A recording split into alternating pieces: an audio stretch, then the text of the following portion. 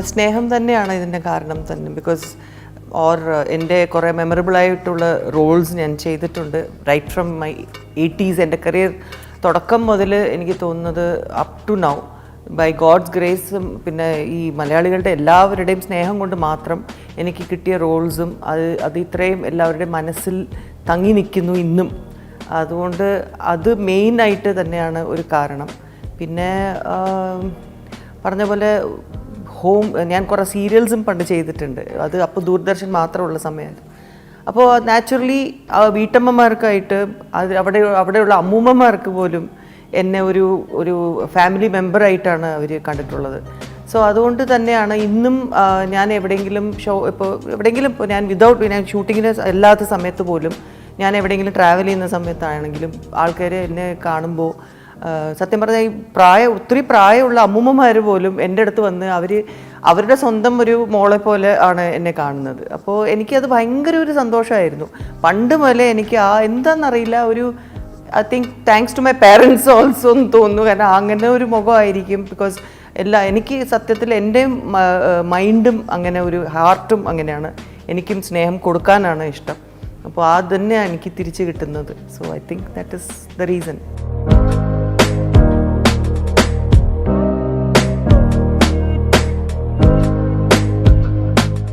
അത് ഒന്നും പ്ലാൻഡ് അല്ല.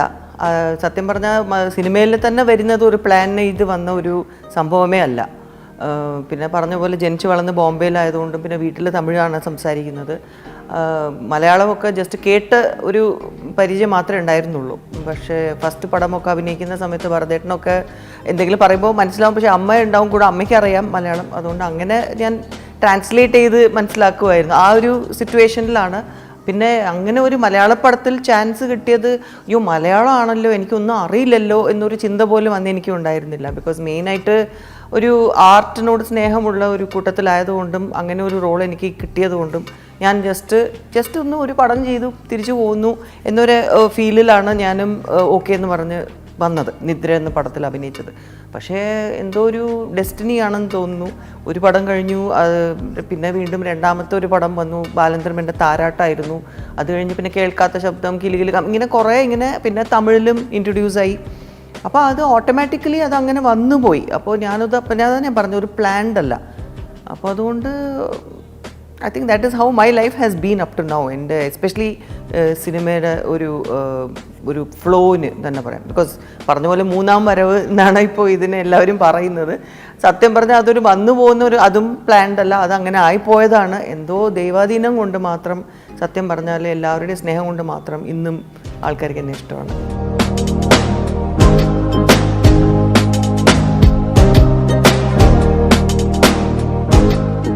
ഇല്ല, അത് തന്നെ ഞാൻ പറഞ്ഞത്. അത് എൻ്റെ ഒരു ഡെസ്റ്റിനിയാണെന്ന് തന്നെ എനിക്ക് പറയണം. ബിക്കോസ് ഞാൻ എവിടെ പോയാലും തിരിച്ച് എന്നെ ഇതിലേക്ക് തന്നെ കൊണ്ടുവരുന്നുണ്ടെങ്കിൽ അവിടെ എവിടെയോ ഒരു ഫേറ്റിൻ്റെ ഒരു കളിയുണ്ട് അതിൽ. ബിക്കോസ് ഞാനൊക്കെ 22 ഇയേഴ്സിന് ശേഷം, അതായത് അത്രയും ഒരു മാസീവ് ഗ്യാപ്പാണ്.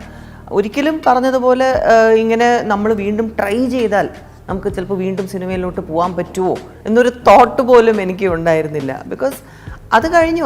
ഞാനൊരു കരിയറായിട്ട് എടുക്കാൻ ഒരു പ്ലാൻ ചെയ്ത് വന്നത് അല്ല, ഞാൻ നേരത്തെ പറഞ്ഞില്ലേ. സോ അങ്ങനെ ഒരു സിറ്റുവേഷനിൽ നമുക്ക് ഒരിക്കലും അങ്ങനെ ഒരു ഫീലിങ്ങും വരില്ല.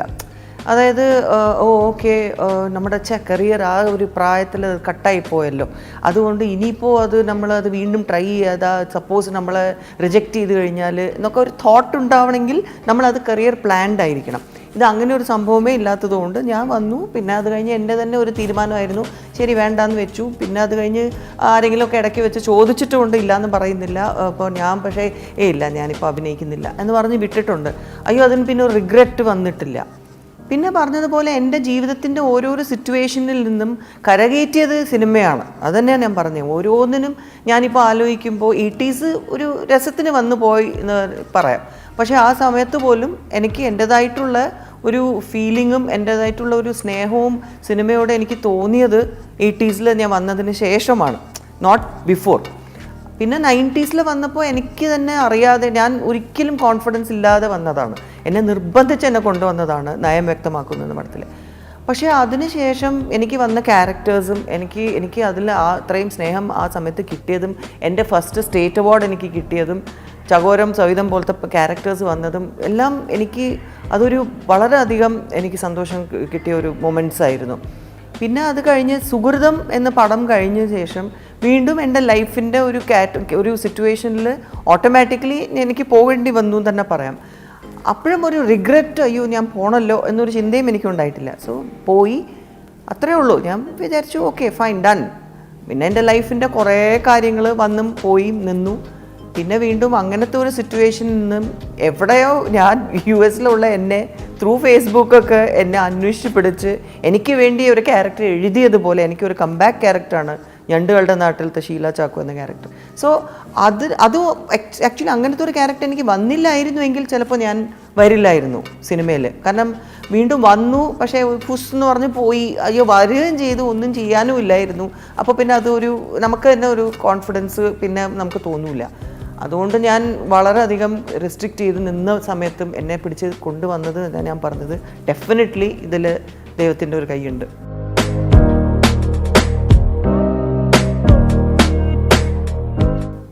ഞാൻ പറഞ്ഞ പോലെ ഭരതേട്ടനാണ് ഇൻട്രൊഡ്യൂസ് ചെയ്തത് നിദ്രയിൽ. അത് കഴിഞ്ഞ് ഞാൻ പിന്നെ ഭരതേട്ടൻ്റെ പടം ഈണം എന്നൊരു പടം ഞാൻ ചെയ്തിട്ടുണ്ട്. അത് പക്ഷേ പിന്നീട് ഐ തിങ്ക് അതത്രയും പുറത്തോട്ട് അങ്ങനെ ഒത്തിരി പോപ്പുലർ ആയില്ല. പക്ഷേ അത് ഒരു വളരെ ബ്യൂട്ടിഫുൾ ആയിട്ടുള്ള ഒരു പടമാണ്. അതിലൊരു ഉഗ്രൻ പാട്ടുമുണ്ട്. ആ പാട്ട് ഭരതേട്ടൻ തന്നെ മ്യൂസിക് കൊടുത്തൊരു നല്ല പാട്ടാണ്. സോ ആ പടത്തിന് ശേഷം പിന്നെ ഞാൻ ചെയ്തത് ഒരു തെലുങ്ക് പടമായിരുന്നു ഭരതേട്ടൻ്റെ. അതിൽ നമ്മുടെ നാസറിൻ്റെ സിസ്റ്ററായിട്ട് വരുന്നത് നമ്മുടെ വിനീതിൻ്റെ അമ്മയായിട്ടാണ് അതിൽ വരുന്നത്. അപ്പോൾ അന്നേ ഞാൻ ഒരു അമ്മ ക്യാരക്ടറായിട്ട് തന്നെ ഒക്കെ പോയിട്ടുണ്ട്. ഞാൻ പറഞ്ഞു പിൻഗാമിയിലും ലാലിൻ്റെ അമ്മയായിട്ടാണ്. സോ ആ ഒരു ഡാൻസറായിരുന്നു അതിൽ. അങ്ങനെ ഒരു സിറ്റുവേഷനും കൂടി ഉണ്ടായിരുന്നു ആ പടത്തിൽ. അപ്പോൾ അത് ഭരതേട്ടനായതുകൊണ്ടും അതിലൊരു പുതുമ എനിക്ക്, ഇൻഫാക്റ്റ് കുറേ മലയാളി ആക്ടേഴ്സ് ഉണ്ടായിരുന്നു അതിൽ. കവിയൂർ പന്മ ചേച്ചി ഉണ്ടായിരുന്നു. അപ്പോൾ ഞങ്ങളെല്ലാവരും തെലുങ്ക് പഠിക്കുന്നത് ഭയങ്കര രസമായിരുന്നു സെറ്റിലൊക്കെ. സോ അതൊരു നമുക്കൊരു എക്സ്പീരിയൻസ് ആണല്ലോ എന്ന് വിചാരിച്ച് ആദ്യമായിട്ട് ഞാൻ ചെയ്ത ഒരു തെലുങ്ക് പടം, ആ ഒറ്റ പടമേ ഞാൻ ചെയ്തിട്ടുള്ളൂ തെലുങ്കിൽ. ആ പടം ഭരതേട്ടൻ്റെ ആയിരുന്നു. അത് ഓഫ് കോഴ്സ് ഡബ് ചെയ്തിട്ടാണ് പിന്നെ മലയാളത്തിൽ വന്നത്. പിന്നെ ഐ തിങ്ക് ഈ 2-3 പടം ചെയ്തായിരുന്നു ഭരതേട്ടൻ.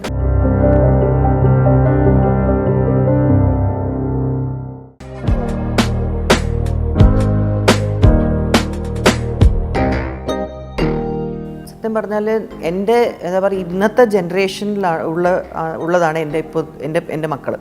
അപ്പോൾ അതുകൊണ്ട് ഞാൻ ഇതുപോലത്തെ അപ്ഡേറ്റ് ചെയ്ത് നിന്നില്ലെങ്കിൽ അവരെന്നെ ആൻറ്റീക്ക് എന്ന് പറഞ്ഞ ഒരു സൈഡിൽ ഒതുക്കി വെക്കും.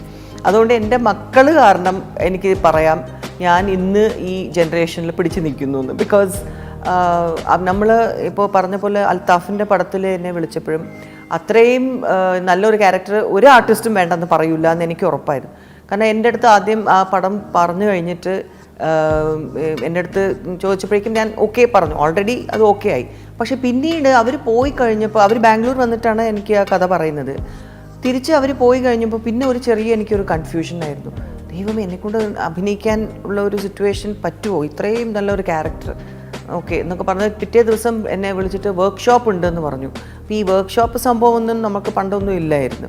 അപ്പോൾ ഞാൻ പറഞ്ഞപ്പോൾ ഓഡീഷൻ്റെ കാര്യമൊക്കെ പറഞ്ഞപ്പോൾ ഞാൻ ചോദിച്ചു ഓഡീഷൻ എനിക്കുണ്ട്. അയ്യോ മാമിന് ഓഡീഷൻ ഒന്നുമില്ല, പക്ഷേ വർക്ക്ഷോപ്പ് എന്ന് പറഞ്ഞാലും ജസ്റ്റ് നമ്മളെല്ലാവരും കൂടെ പരിചയപ്പെടുത്തും. എന്നുവെച്ചാൽ നമ്മൾ ഒന്നും മാഡത്തിന് ഇത് അത്രയും അറിയില്ലല്ലോ, so what is happening now in the industry. അപ്പോൾ നമുക്കൊരു ഗെറ്റ് ടുഗെദർ പോലെ തന്നെയാണെന്ന് പറഞ്ഞു. പക്ഷേ പിന്നീട് അവിടെ പോയി കൊച്ചിയിൽ വർക്ക്ഷോപ്പ് എന്ന് പറഞ്ഞ പോലെ അങ്ങനെ എല്ലാവരും അവിടെ ഉണ്ടായിരുന്നു, ഹോൾ ക്രൂ.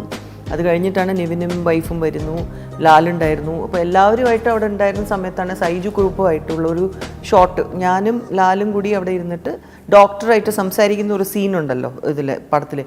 അപ്പോൾ അത് ജസ്റ്റ് ഒന്ന് ഇംപ്രവൈസ് ചെയ്യാൻ വേണ്ടി എന്ന് പറഞ്ഞിട്ട് എൻ്റെ അടുത്ത് അൽത്താഫ് പറഞ്ഞു, മാം അതൊന്ന് ഈ ഡയലോഗ് ഒന്ന് പറഞ്ഞ് ജസ്റ്റ് ഒന്ന് നമുക്ക് ഒന്ന് പറഞ്ഞു നോക്കാം എന്ന് പറഞ്ഞു. അപ്പോൾ ക്യാമറയൊക്കെ ഇങ്ങനെ നിന്ന് അവർ എടുക്കുക. അപ്പോൾ ഇതൊക്കെ കാണുമ്പോൾ ഒരു രസമുണ്ട്, കാരണം കംപ്ലീറ്റ് ഒരു ന്യൂ യൂണിറ്റാണ്. അപ്പോൾ ശരി എന്ന് പറഞ്ഞിട്ട് ഞാനത് പറഞ്ഞു. അപ്പം നമ്മൾ ആ കുറേ സീരിയസ് ആയിട്ട് പറയുമ്പോൾ അൽത്താഫ് പറയുന്നത് ഇത് ഒരു വേർഷനാണ് ദുഃഖം, പക്ഷെ മാം വളരെ ബോൾഡ് ക്യാരക്ടറാണ്. അപ്പോൾ മാം ഇത് വളരെ കോൺഫിഡൻ്റ് ആയിട്ടാണ് അയാളുടെ അടുത്ത് ചോദിക്കുന്നത്. ഡോക്ടർ അങ്ങ് പരിഭ്രമിക്കുക, ഇയാൾ എന്തൊരു ക്യാരക്ടറാണെന്ന്. സോ അതുകൊണ്ട് ആ രീതിയിൽ നമുക്ക് പറഞ്ഞു നോക്കാം. അപ്പോൾ അതും ഞാൻ പറഞ്ഞു. അപ്പോൾ അത് കഴിഞ്ഞ് എല്ലാം ഓക്കെ ആയി. പിന്നെ കോസ്റ്റ്യൂമൊക്കെ നോക്കി ഇങ്ങനെ പോയി. അതിനുശേഷമാണ് പിന്നീട് എവിടെയോ നമ്മുടെ ഐശ്വര്യലക്ഷ്മി ഏതോ ഒരു ഇൻ്റർവ്യൂവിൽ പറഞ്ഞപ്പെടാൻ ഞാൻ അറിയുന്ന ഒരു കാര്യം. അതായത് ഐശ്വര്യ പറഞ്ഞ് ഞങ്ങളൊക്കെ വർക്ക്ഷോപ്പ് ഉണ്ടായി. അപ്പോൾ എന്നെക്കുറിച്ച് അവർ ചോദിച്ചു എന്ന് തോന്നുന്നു, how was your experience acting with Shanthi ma'am. അപ്പോൾ ഐശ്വര്യ അതിൽ പറഞ്ഞിട്ടുണ്ട് ഇങ്ങനെ, മാമിനെ വിളിച്ചിട്ട് ഞങ്ങളെല്ലാവരും കൂടി ഇങ്ങനെ ഡിസ്കഷൻ എല്ലാവരും ആയിട്ട് ഇങ്ങനെ സംസാരിച്ചുകൊണ്ടിപ്പോൾ ഞങ്ങൾ പറഞ്ഞു ഒരുപാട് വർഷമായി മാം ഈ ഒരു ഇതിൽ തന്നെ മാറി നിൽക്കുകയാണ്. സോ മാം ഒരു കംഫർട്ട് ലെവൽ എപ്പോഴാണോ മാമിന് ഒരു കംഫർട്ടബിൾ ആവട്ടെ, അതിനുശേഷം നമുക്ക് ഷൂട്ടൊക്കെ തുടങ്ങാം എന്ന രീതിയിൽ ഞങ്ങളൊക്കെ സംസാരിച്ചു, അൽത്താഫുമായിട്ടൊക്കെ സംസാരിച്ചു. വർക്ക്ഷോപ്പ് അതിനാണ് സത്യത്തിൽ ഞങ്ങൾ വെച്ചത്, മാമിനെ ഒന്ന് കംഫർട്ടാക്കാൻ വേണ്ടി എന്ന് പറഞ്ഞു. പക്ഷേ മാം അവിടെ വന്നു, ഒരു സീനും കൊടുത്തു.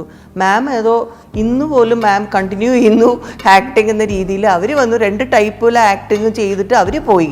ഞങ്ങൾ ചോദിച്ചു ഇത് എവിടെയാ നെർവസ്നെസ്, ഇവർക്ക് എവിടെയാ പ്രശ്നം എന്ന് വിചാരിച്ചു എന്ന്. അതുപോലെ ഞങ്ങൾക്ക് അത്രയും സർപ്രൈസ്ഡ് ആയിരുന്നു എന്ന്. സോ അപ്പോഴാണ് എനിക്ക് മനസ്സിലാവുന്നത് എനിക്ക് വേണ്ടി വെച്ച ഒരു വർക്ക്ഷോപ്പായിരുന്നു. പക്ഷേ it was A fantastic experience. കാരണം ടെക്നോളജി ഓൾ അറൗണ്ട്, ടെക്നോളജി പുതുമ, അപ്പോൾ മോണിറ്റർ കാര്യങ്ങൾ ഇതൊക്കെ ഭയങ്കര രസമാണ്. ആക്ഷൻ എന്ന് ഫസ്റ്റ് ഡേ പറയുമ്പോൾ അൽത്താഫ എവിടെയാ നമുക്കറിയാം. നോക്കുമ്പോൾ മാം ഞാൻ ഇവിടെ ഉണ്ടെന്ന് പറയും. നോക്കുമ്പോൾ അവിടെ എവിടെയോ മോണിറ്റർ വെച്ചിട്ട് അവിടെയാണ് ഡയറക്ടർ. പണ്ടൊക്കെ അതല്ലല്ലോ, ക്യാമറയുടെ തൊട്ടാണ് ഡയറക്ടർ നിൽക്കുന്നതും എല്ലാം. സോ അങ്ങനത്തെ ഒരുപാട് നല്ല രസമാണ്. അവരുടെ റെസ്പെക്റ്റ്, അവരുടെ സ്നേഹം, ഇന്നത്തെ ജനറേഷൻ പിള്ളേരുടെ. It's really definitely a beautiful experience.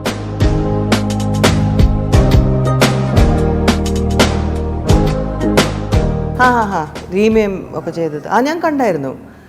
അത് കുറച്ച് ഡിഫറെൻ്റ് ആയിരുന്നു എന്ന് എനിക്ക് തോന്നി. ആൻഡ് ഐ തിങ്ക് ഒരിക്കലും അങ്ങനെ ഒരു ക്ലാസിക് പടത്തിന് റീമേക്ക് ചെയ്യാതിരിക്കുമായിരിക്കും നല്ലതെന്ന് തോന്നുന്നു. ബിക്കോസ് ഭാരതേട്ടൻ്റെ ഒരു വിഷൻ വേറെയാണ്. ആ സമയത്ത് ഈ ലെജൻഡറി ആയിട്ടുള്ള ഡയറക്ടേഴ്സിന് വിഷൻ എന്നൊക്കെ പറഞ്ഞാൽ മോണിറ്ററൊക്കെ വെച്ചിട്ടൊക്കെ അല്ലല്ലോ, അവരുടെ മൈൻഡിലുള്ളതാണ് കംപ്ലീറ്റ് സ്ക്രീനിൽ കാണുന്നത്. റഷസ് നോക്കുമ്പോഴാണ് അവർ തന്നെ കാണുന്നത് എങ്ങനെയാണ്. ക്യാമറാമാനൊക്കെ അപ്പോഴാണ് അത് കാണുമ്പോൾ അവർക്ക് മനസ്സിലാവുന്നത് എന്തോ അവർ. പക്ഷേ അത്രയും വിഷ്വലൈസേഷൻ അവരുടെ മൈൻഡിൽ ഉള്ളത് കൊണ്ടാണ് ഇത്രയും ക്ലാസിക് ഫിലിംസ് പണ്ട് ഉണ്ടായിട്ടുള്ളത്. അതും കൂടി നമ്മൾ I am feeling blessed and lucky. അന്നത്തെ ആ ജനറേഷൻ ലെജൻഡറി ആർട്ടിസ്റ്റിൻ്റെ കൂടെയും ഡയറക്ടേഴ്സിൻ്റെ കൂടെയും എനിക്ക് വർക്ക് ചെയ്യാൻ പറ്റി. ഇന്നത്തെ ഈ ജനറേഷനിൽ ഇന്നത്തെ ടെക്നോളജി വെച്ചിട്ട് എനിക്ക് അപ്ഡേറ്റ് ചെയ്ത് എനിക്ക് വർക്ക് ചെയ്യാൻ പറ്റി. ഇന്നത്തെ കൊച്ചു പിള്ളേർ പോലും എന്നെ അറിയാം എന്ന് പറയുമ്പോൾ അതിൻ്റെ ഒരു സന്തോഷം. So definitely I am happy.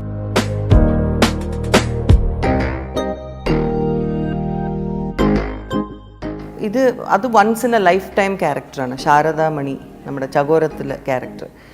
അത് എനിക്ക് ആദ്യം ലോഹിച്ചേട്ടൻ വിളിച്ചിട്ട് കാര്യം പറയുമ്പോൾ സംശയം ഇങ്ങനെ കംപ്ലീറ്റ് ക്യാരക്ടറിൻ്റെ അടുത്ത് പറഞ്ഞിട്ട് എന്നോട് സെറ്റിലേക്ക് വരാൻ പറഞ്ഞു. അപ്പോൾ ഞാൻ സെറ്റിലോട്ട് പോയപ്പോൾ, അതായത് നയം വ്യക്തമാക്കുന്നു തുടങ്ങിയ സമയത്ത് ഞാൻ ആ സമയത്ത് വീണ്ടും സിനിമയിലോട്ട് വരാനുള്ള സിറ്റുവേഷൻ അല്ലായിരുന്നു. അപ്പോൾ ഞാൻ ഒരുപാട് അങ്ങ് തടിച്ചായിരുന്നു. അപ്പം നയം വ്യക്തമാക്കുന്നതൊക്കെ കാണുമ്പോൾ എന്നെ ശരിക്കും ഒരു ഭയങ്കര സൈസൊക്കെ ആയിരുന്നു. പക്ഷേ എന്നാലും ആ ക്യാരക്ടറിന് അത് ഓക്കെ എന്ന ലൈനിൽ അവർ എടുത്ത് പോയപ്പോൾ ലോഹിച്ചേട്ടൻ എന്നെ വിളിച്ചിട്ട് സെറ്റിലോട്ട് വരാൻ പറഞ്ഞു, മറ്റേ ജസ്റ്റ് കാണാനായിട്ട് വേണുവുമായിട്ട്. അപ്പോൾ അവിടെ ചെന്നപ്പോൾ ഞാൻ അതിനിടയ്ക്ക് കുറേ ഡാൻസ് പ്രോഗ്രാംസ് ഒക്കെ ഉണ്ടായിരുന്നു. അപ്പോൾ ഞാൻ കംപ്ലീറ്റ് മെലിഞ്ഞായിരുന്നു. അത് ഞാൻ നേരെ സെറ്റിൽ പോയപ്പോൾ ലോഹിച്ചേട്ടൻ എന്നെ അവിടെ നിന്ന് ദൂരെന്ന് ഞാൻ കാറിൽ നിന്ന് ഇറങ്ങി വരുന്ന ദൂരെന്ന് ലോഹിച്ചേട്ടനും വേണുവും കൂടി ഇവിടെ നിന്ന് ഇങ്ങനെ കാണുന്നു, സംസാരിക്കുന്നു. ഞാനിങ്ങനെ നോക്കി ഇങ്ങനെ വരുമോ, എന്താ ഇവരിങ്ങനെ പറയുന്നതെന്ന്. അടുത്തോട്ടങ്ങ് ചെന്നപ്പോഴേക്കും പറഞ്ഞു, ഞങ്ങൾ പക്ഷേ ശാന്തിനെ ഇങ്ങനെയല്ല വേണ്ടിയിരുന്നത്. അപ്പം എനിക്കൊന്നും മനസ്സിലായില്ല. ഞാൻ പറഞ്ഞു എന്തോ ചേട്ടാ പറഞ്ഞു അന്ന് ആ നയം വ്യക്തമാക്കുന്ന വിഷ്ണു ലോകത്തിലൊക്കെ കണ്ട ശാന്തിയാണ് ഞങ്ങൾക്ക് ഈ ശാരദാമണി ക്യാരക്ടർ. കാരണം ഒരു മിഡിൽ ഏജ്ഡ് ആയിട്ടാണ് വരുന്നത്. സോ ആ രീതിയിൽ അപ്പോൾ ശാന്തി ഇത് പക്ഷേ ഭയങ്കരമായിട്ട് അങ്ങ് മെലിഞ്ഞല്ലോ. അപ്പോൾ ഞാൻ പറഞ്ഞു അയ്യോ എനിക്ക് ഈ ക്യാരക്ടർ ചെയ്തേ പറ്റൂ, അതുകൊണ്ട് ഞാൻ വേണമെങ്കിൽ കുറേ ആഹാരമൊക്കെ കഴിച്ച് ഞാൻ വീണ്ടും തടി വെക്കുകയോ എന്തെങ്കിലും ചെയ്യാം, പക്ഷേ ഈ ക്യാരക്ടർ എൻ്റെ കയ്യിൽ തന്നെ വേണം എന്ന് പറഞ്ഞു. അങ്ങനെയാണ് ഞാൻ സത്യത്തിൽ അപ്പോൾ ക്യാരക്ടർ ചെയ്തതും. അതിന് ഫസ്റ്റ് എന്നെ ഒരു സ്റ്റേറ്റ് അവാർഡ് എനിക്ക് കിട്ടി. ഫസ്റ്റ് അല്ല, ആക്ച്വലി സെക്കൻഡ് സ്റ്റേറ്റ് അവാർഡാണ്. പക്ഷേ അത് ഒരു മെമ്മറബിൾ ആയിട്ടുള്ളൊരു എക്സ്പീരിയൻസും ഇത്രയും ബ്യൂട്ടിഫുൾ ആയിട്ടുള്ളൊരു ക്യാരക്ടറായിരുന്നു.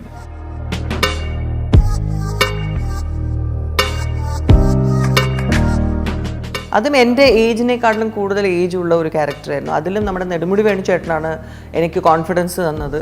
കാരണം ജോർജ് കിത്തു എന്നെ വിളിച്ചപ്പോൾ സെയിം തിങ് ഞാൻ പറഞ്ഞു. മാധുവിൻ്റെയും സുനിതയുടെയും അമ്മയായിട്ട് കാണുമ്പോൾ സ്ക്രീനിൽ ആൾക്കാർ എന്ത് പറയുന്നു, അപ്പം ആൾക്കാർ പറയുന്ന കാര്യം ശാന്തി വിചാരിക്കരുത്. നമ്മൾ ഈ ക്യാരക്ടർ ചെയ്യാൻ ശാന്തിക്ക് പറ്റും എന്നൊരു കോൺഫിഡൻസ് കൊണ്ടല്ലേ വിളിക്കുന്നതെന്ന് പറഞ്ഞു. അപ്പോൾ ഞാൻ പിന്നെ ശരി, പക്ഷേ ഇത്രയും നല്ല ബ്യൂട്ടിഫുൾ ക്യാരക്ടറാണ്. അപ്പോൾ ശരി, അപ്പോൾ നെടുമുടി വേണുചേട്ടനാണ്. പിന്നെ നമ്മൾ ആരാണ് എന്ന് ചോദിച്ചു. നമ്മൾ ആക്ടേഴ്സാണ്. അല്ലേ, നമ്മൾ ആർട്ടിസ്റ്റ് അല്ലേ? അതെ. അപ്പോൾ നമുക്ക് നമ്മളെക്കാട്ടിലും ഏജ് കൂടുതലുള്ള ക്യാരക്ടറോ നമ്മളെക്കാട്ടിലും ഏജ് കുറവുള്ള ക്യാരക്ടറോ അല്ല അങ്ങനെ എന്തെങ്കിലും നമുക്ക് ഒരു ചാലഞ്ചിങ് ആയിട്ടുള്ള ക്യാരക്ടേഴ്സ് ഉണ്ടെങ്കിൽ അത് ചെയ്ത് കാണിച്ചു കൊടുക്കണം. അതാണ് ആർട്ടിസ്റ്റ്. നമ്മളായിട്ട് തന്നെ ഇങ്ങനെ പോയാൽ എന്തോ അതിലെ കാര്യമുള്ളത്. അതുകൊണ്ട് മര്യാദയ്ക്ക് അങ്ങനെ ചെയ്തോളാം എന്ന് പറഞ്ഞാൽ അന്ന് വേണുചേട്ടനാണ് എനിക്ക് ആ കോൺഫിഡൻസ് തന്നത്. അതുകൊണ്ട് എനിക്ക് അത്രയും ബ്യൂട്ടിഫുൾ ക്യാരക്ടർ ചെയ്യാൻ പറ്റി.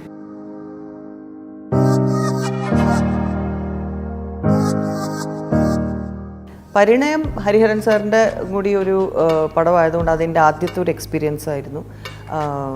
അങ്ങനത്തെ ഒരു അതായത് അത്രയും ഒരു വലിയ ബഡ്ജറ്റിൽ അങ്ങനത്തെ മമ്മൂക്കയുടെ വെച്ചിട്ടുള്ള ബ്യൂട്ടിഫുള്ളായിട്ട്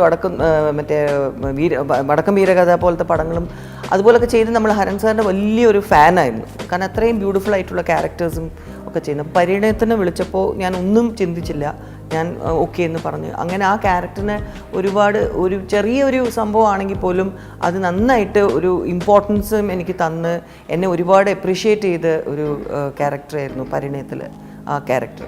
സോ അതുകൊണ്ട് അതും എനിക്ക് വളരെ സന്തോഷമുള്ള ഒരു എക്സ്പീരിയൻസ് ആയിരുന്നു. പിന്നെ ഉള്ളത് സുഹൃതം ക്യാരക്ടർ. ഇൻഫാക്റ്റ് ദുർഗ എന്ന് പറഞ്ഞ ആ ക്യാരക്ടർ ഹീറോയിൻ ഗൗതമി ആണെങ്കിലും സെക്കൻഡ് ഹീറോയിൻ ആയിട്ട് നമ്മളായിട്ട് തോന്നുവാണെങ്കിൽ പോലും ആ ക്യാരക്ടറിൻ്റെ ഒരു ഇമ്പോർട്ടൻസ് അത് ചെയ്ത് വന്നപ്പോഴാണ് അതിൻ്റെ മനസ്സിലായത്. പിന്നെ ലാസ്റ്റ് ഇന്നും പക്ഷേ ആൾക്കാർ പറയും ശാന്തിയോട് എനിക്ക് ദേഷ്യമുണ്ട്, എന്നാൽ മമ്മൂക്ക വിളിച്ചപ്പോൾ ശാന്തി പോയില്ല. അപ്പോൾ അങ്ങനെ അവർക്ക് എന്നോട് ദേഷ്യം വന്ന ഈ 2 പടത്തിലാണ് ജനത്തിന് അവരുടെ എക്സ്പീരിയൻസ്, അവരുടെ ഒരു ഫീഡ്ബാക്കാണ് ഞാൻ പറയുന്നത്. ഒന്ന് ഈ പടം സുഹൃതം നിങ്ങൾക്ക് ദേഷ്യമാണ്. ഞാൻ പറഞ്ഞു അങ്ങനെ ശാന്തി ഇന്ന് കാണരുത്. നിങ്ങൾ ആ സമയത്ത് ദുർഗ എന്ന് പറഞ്ഞ ആ ക്യാരക്ടറിനെ ഒന്ന് മനസ്സിലാക്കുക. അവർ അന്ന് തന്നെ MT സാർ വിമന് സെൽഫ് റെസ്പെക്റ്റും അവർ ആ രീതിയിലാണ് ക്യാരക്ടേഴ്സ് എഴുതിയത്. ദാറ്റ് ഈസ് ഒരു വുമന് ചുമ്മാ പുഷ് ചെയ്യാൻ പറ്റത്തില്ല. യു കാൺ ജസ്റ്റ് സേ വാ എന്ന് പറഞ്ഞാൽ വാ, പോ എന്ന് പറഞ്ഞാൽ പോ എന്നൊരു സംഭവമല്ല. അവർക്ക് അവരുടെ ഒരു സെൽഫ് റെസ്പെക്റ്റ് ഉണ്ടായിരുന്നു. അവർക്ക് മമ്മൂക്കയുടെ ക്യാരക്ടർ എന്ന് പറഞ്ഞാൽ വേണമെന്ന് ആ സമയത്ത് ഭാര്യയുടെ അടുത്ത് അങ്ങനെ പറയുകയും ചെയ്തു. പിന്നെ അതിനുശേഷം ദുർഗയുടെ അടുത്ത് നീ വാ എന്ന് പറഞ്ഞ് പിന്നെ വീണ്ടും വന്ന് അവർ വേണ്ടാന്ന് വന്നപ്പോൾ തിരിച്ചു വന്ന് നീ വാ എന്ന് പറയുമ്പോൾ അവൾ ഓക്കെ എന്ന് പറഞ്ഞ് വീണ്ടും ബാലട്ടി പോവുക എന്ന് പറഞ്ഞാൽ ശരിയാവില്ല. സോ അതുകൊണ്ട് തന്നെ അവൾ ആ സമയത്ത് അങ്ങനെ പറഞ്ഞത്. സോ അങ്ങനെ നോക്കുവാണെങ്കിൽ ഷീസ് ഡെഫിനറ്റ്ലി നമ്മൾ ആ സമയത്ത് ആ ക്യാരക്ടറിനെ നമ്മൾ ന്യായീകരിക്കാം എന്ന് പറഞ്ഞു. അതേപോലെ പക്ഷേലും ലാസ്റ്റിൽ എന്തുകൊണ്ട് വന്നു ശോഭനയുടെ കൂടെ കല്യാണം കഴിച്ച് പോയല്ലേ, ആ സമയത്ത് നിങ്ങൾ എന്തിനാ വന്നേ? ഞാൻ പറഞ്ഞു അവിടെയും നിങ്ങൾ മനസ്സിലാക്കണം, അവർ തെറ്റിദ്ധരിച്ചിട്ടാണ് കല്യാണം കഴിച്ചിരുന്നത്. ആക്ച്വലി ഈ ക്യാരക്ടർ മോഹൻലാലിൻ്റെ ക്യാരക്ടറിന് അവർ വിചാരിച്ചു പൈസയ്ക്ക് വേണ്ടിയാണ് കല്യാണം കഴിച്ചത്. പക്ഷേ അല്ല, അവർ പിന്നീട് മനസ്സിലായി സ്വന്തം അച്ഛൻ ചെയ്ത കാര്യങ്ങളാണെന്ന്. അപ്പോൾ അതുകൊണ്ട് അവരുടെ മക്കൾക്ക് വേണ്ടിയും അവരുടെ ഒരു കുറ്റബോധത്തിന് പുറത്താണ് അവർ പോയി ക്ഷമിക്കൂ എന്ന് പറയുന്നത്. സോ അതുകൊണ്ട് ആ രീതിയിൽ നമ്മൾ കാണണം എന്ന് പറഞ്ഞു. അപ്പോൾ സുഹൃതം എന്ന ക്യാരക്ടേഴ്സൊക്കെ എനിക്ക് കിട്ടിയ ഒരു സുഹൃതമാണ്.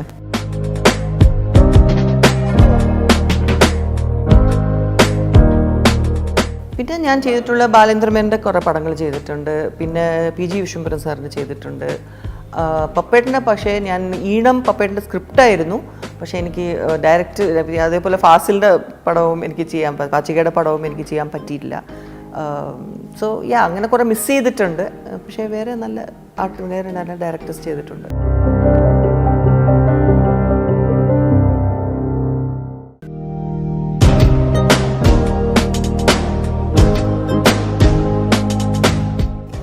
ഇപ്പോൾ ഇന്നത്തെ ജനറേഷൻ എന്ന് പറഞ്ഞാൽ അവരൊക്കെ ഹോംവർക്ക്സ് ഒരുപാട് ചെയ്തും അവർ തന്നെ എന്താ പറയുക, they know what they have to do എന്ന് തോന്നുന്നു. ബിക്കോസ് പണ്ടൊക്കെ നമുക്കൊരു ഹാൻഡ്ഫുൾ ആർട്ടിസ്റ്റ് ആയിരുന്നു. അപ്പോൾ ഇത്രയും ആർട്ടിസ്റ്റിന് നമുക്ക് എല്ലാവർക്കും അവരവരുടെ ഒരു സ്പേസും ഉണ്ടായിരുന്നു. എന്ന് വെച്ചാൽ നമ്മൾ ഓക്കെ ജലജ ഒരു ക്യാരക്ടർ ചെയ്യുന്നു, ഇപ്പോൾ ശാന്തി ഒരു ക്യാരക്ടർ ചെയ്യുന്നു, ഒരു ഡയറക്ടർ അവർ വിളിക്കുന്നു, അവർ പോകുന്നു. ഇന്ന് അതല്ലല്ലോ, ഇപ്പോൾ ഓഡീഷൻസ് ഉണ്ട്, അത് അങ്ങനത്തെ അപ്പോൾ they know what they want. ഇപ്പോൾ ഇത്രയും ടാലൻറ്റഡ് ആണ് ഇപ്പോൾ ഇന്നത്തെ നമ്മുടെ ഈ ജനറേഷനിലുള്ള പറഞ്ഞ പോലെ നിവിനും ആയാലും ശരി, ടോവിനോ ആണെങ്കിലും ഫഹദാണെങ്കിലും ഇപ്പോൾ ആസിഫിൻ്റെ കൂടെ, അപ്പോൾ ഇവരെല്ലാവരുടെ കൂടെ ഞാൻ വർക്ക് ചെയ്തു. ചാക്കോച്ചൻ, അപ്പോൾ ചാക്കോച്ചനെ എനിക്ക് നേരത്തെ അറിയാമെങ്കിലും വർക്ക് ചെയ്യാൻ പറ്റിയിട്ടില്ല. ബട്ട് സ്റ്റിൽ ടു ഡേറ്റ് ഇവരെല്ലാവർക്കും അവരുടേതായിട്ടുള്ളൊരു വിഷനും ഉണ്ട്, അവരുടേതായിട്ടുള്ള ഒരു സ്പേസും ഉണ്ടെന്ന് തന്നെ പറയാം. സോ അവരുടെ കൂടെ വർക്ക് ചെയ്യാന്ന് പറഞ്ഞാൽ നമുക്കറിയാം ഇങ്ങനത്തെ ഒരു പടത്തിൽ അവർ അപ്ഡേറ്റ് ചെയ്ത് നിൽക്കുന്ന ആൾക്കാരാണ്. അപ്പോൾ അവരുടെ കൂടെ നമ്മളും നിൽക്കണമെങ്കിൽ അതിനനുസരിച്ച് വേണം നമ്മളും അപ്ഡേറ്റ് ചെയ്ത് നമ്മൾ അവരുടെ കൂടെ നിൽക്കേണ്ടത്. സോ ഇവരുടെ എല്ലാവരുടെയും കൂടെ ഉള്ള എക്സ്പീരിയൻസ് എന്ന് പറഞ്ഞാൽ എന്താണെന്ന് വെച്ചാൽ നമ്മുടെ സ്വന്തം മക്കളുടെ കൂടെ നിൽക്കുന്ന ഒരു ഫീലാണ്. കാരണം that is how they behave to you also. ഫഹദായാലും ശരി, നിവിനായാലും ശരി, അവരൊക്കെ അവർ സെറ്റിൽ പോകുമ്പോൾ തന്നെ അവർ നമ്മുടെ അടുത്ത് വളരെ ഇങ്ങനെ ഒരു ഹമ്പിളായിട്ടാണ് വന്ന് നമ്മളെ ഭയങ്കരമായിട്ട് കെയർ ചെയ്യും. അപ്പോൾ അത് തന്നെ നമുക്ക് ഒരു ഫാമിലി ഫീലാണ്.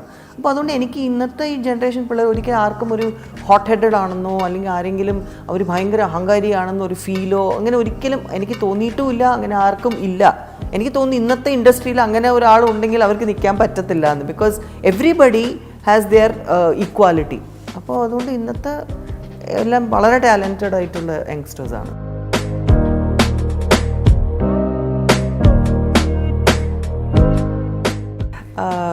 ഓഫ്കോഴ്സ് ഞണ്ടുകളുടെ നാട്ടിൽ വന്നപ്പോൾ അതൊരു എന്താ പറയുക, ടോട്ടൽ ഡിഫറെൻറ്റ് ജോണർ എനിക്ക് കിട്ടിയെന്ന് പറയാൻ പറ്റില്ല. ബട്ട് കാരണം അതൊരു ബോൾഡ് വുമൻ എന്നൊക്കെ പറഞ്ഞാൽ ഞാൻ ചെയ്തിട്ടുള്ള ക്യാരക്ടേഴ്സാണ്. പക്ഷേ എന്നാൽ പോലും ഈ പറഞ്ഞ പോലെ ഇന്നത്തെ ഡയറക്ടേഴ്സിൻ്റെയും ഇന്നത്തെ ജനറേഷൻ്റെയും ഒരു നമ്മൾ റിയൽ ടൈപ്പ് ഒരു റിയലിസ്റ്റിക് ആക്ടിങ്ങിലോട്ട് പോകേണ്ട ഒരു സിറ്റുവേഷനാണ്. ഇച്ചിരി ഒന്ന് നമ്മൾ ഇങ്ങോട്ടും ആയിക്കഴിഞ്ഞാൽ അവർക്കൊരു ഫീലിംഗ് ആണ് ഈ ഒരു ആക്ട് ചെയ്യുന്നുണ്ടോയെന്ന്. അപ്പോൾ അത് ഇന്നത്തെ ജനറേഷന് അത് ഒരിക്കലും അവർക്ക് ഉൾക്കൊള്ളാൻ പറ്റാറില്ല. സോ അതുകൊണ്ട് നമ്മൾ അതിനനുസരിച്ച് വളരെ കാഷ്വലായിട്ട് നിന്ന് ആക്ട് ചെയ്യുന്ന ഒരു ലെസൺ ആയിരുന്നു എനിക്ക് ഞണ്ടുകളുടെ ചെയ്യുമ്പോൾ. കാരണം അൽത്താഫ് പുതിയ ഡയറക്ടർ ആണെങ്കിൽ പോലും നമ്മൾ സീനിയർ ആണല്ലോ എന്ന് വിചാരിച്ചിട്ട് അയ്യോ എങ്ങനെ പറയുമെന്ന് ഒരിക്കലും അങ്ങനെ ഒരു തോട്ട് പോലും അൽത്താഫിനുണ്ടായിട്ടില്ല. ഹി വാസ് സോ കോൺഫിഡൻറ്റ് എങ്ങനെ ഉണ്ടാവണം ആ ക്യാരക്ടർ.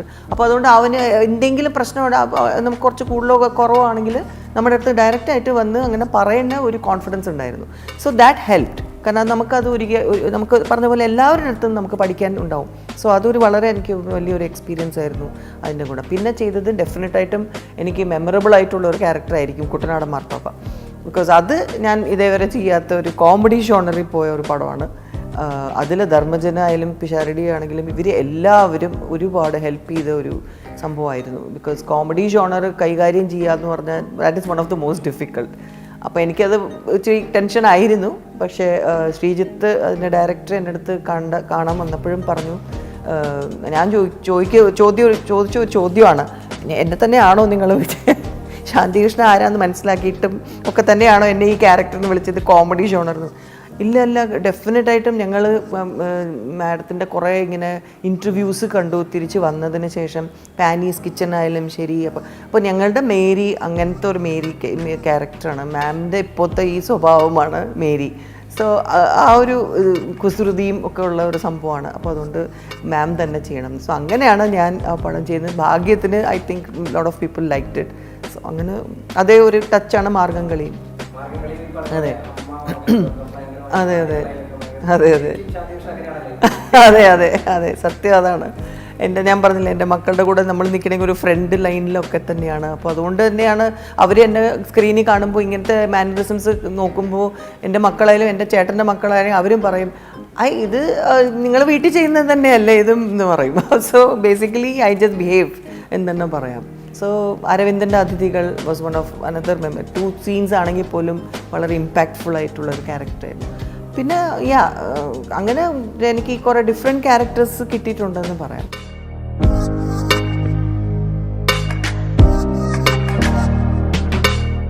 ശ്യാമരാഗം എന്നൊരു പടം ഞാൻ കംപ്ലീറ്റ് ചെയ്തായിരുന്നു.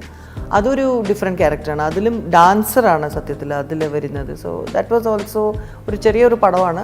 അത് പിന്നീട് അതിനെക്കുറിച്ച് നമുക്ക് സംസാരിക്കുമ്പോൾ will come to that.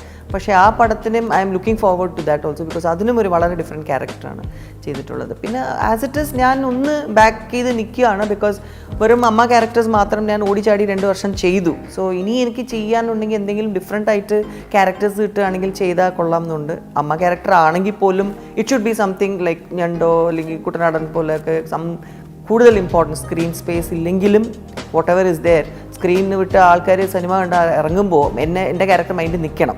So it should not be like ആ പടത്തിൽ അവരും ഉണ്ടായിരുന്നോ അല്ലെങ്കിൽ അവരുണ്ടായിരുന്നോ എന്നൊരു ചോദ്യം വരരുത്. സോ അതുകൊണ്ട് I'm waiting. Let's see.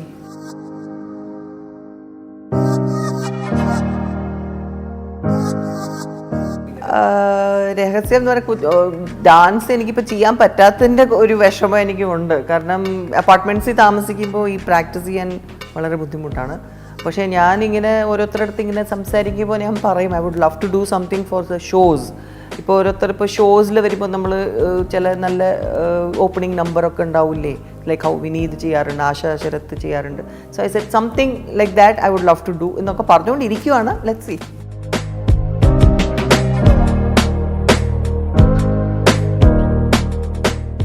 അവർ കൂടുതൽ പടങ്ങൾ എൻ്റെ കണ്ടിട്ടില്ല. എൻ്റെ കൂടെ വന്ന് ഒരു ഫുൾ പടം കണ്ടത് ഞണ്ടുകളുടെ നാട്ടിലാണ്.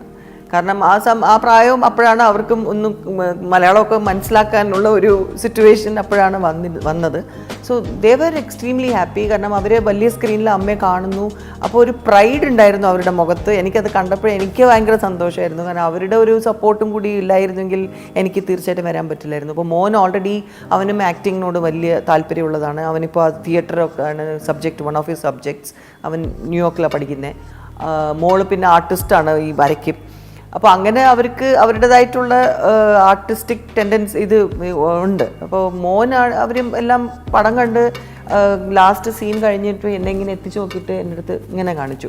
So I was happy so ആ ഒരു ഫീഡ്ബാക്കാണ് എനിക്ക് അവരിൽ നിന്ന് കിട്ടുന്നത്. അപ്പോൾ എനിക്ക് തോന്നുന്നു ഇപ്പോഴത്തെയാണ്, പണ്ടത്തെ അവിടെ ഇവിടെയൊക്കെ കണ്ടിട്ടുണ്ട്, ബട്ട് അവർക്ക് കൂടുതലും ഇപ്പോഴത്തെ ഈ പടങ്ങളാണ് കൂടുതൽ ഒരു എഫക്റ്റ് മൈൻഡിൽ.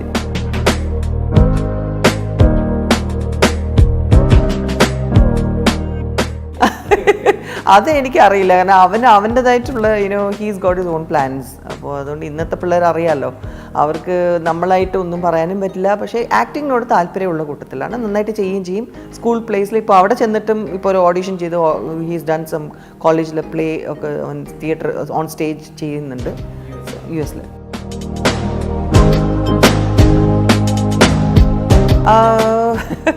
കമ്മിറ്റ് ശരിക്കും പറഞ്ഞാൽ ഞാൻ ചെയ്തോയെന്ന് ചോദിച്ചാൽ 2-3 ഓഫേഴ്സ് ഉണ്ട്, ഒന്നും കമ്മിറ്റ് ചെയ്തിട്ടില്ല. പക്ഷേ മോസ്റ്റ്ലി അതൊരിച്ചിരി ചേഞ്ചുള്ള ക്യാരക്ടേഴ്സ് തന്നെ ആയിരിക്കും. മിക്കവാറും അമ്മ മാത്രമാവാൻ സാധ്യതയില്ല. So I don't want to reveal it for now.